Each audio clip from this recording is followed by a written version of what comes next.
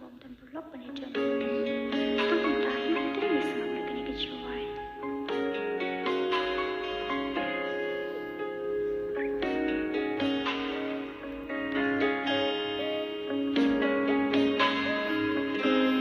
ba e chong a tang ma phi ba e chong a tang phi gala rai kun ban te jing em chong a ban phi ngam qua ban du no ya phi shir ta jing em tang ban phi ba e chong a tang phi mar we has la birthday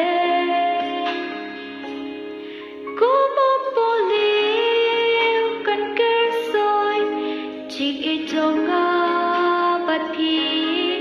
gin bat ya kular kan jingin hadu lente kisgi ba e yanga bat phi uble umtilenti ba e yanga bat phi uble umtilenti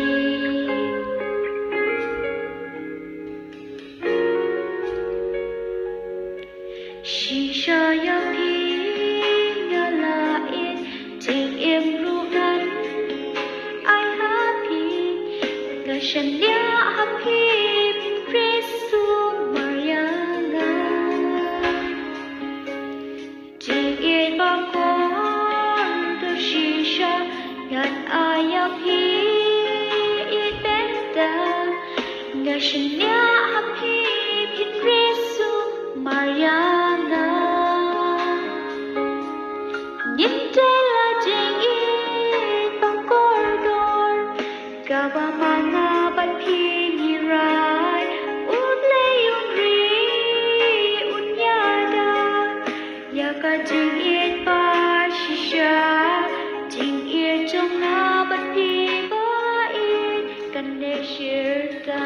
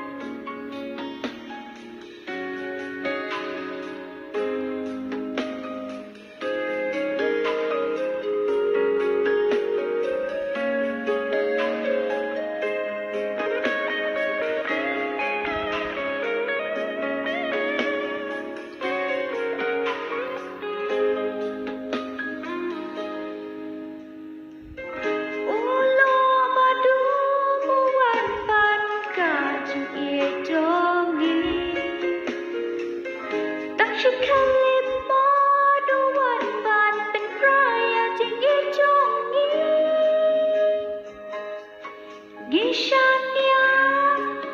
sa shisin ha uble Jing itong ni sa shisin yin yaite Gishanya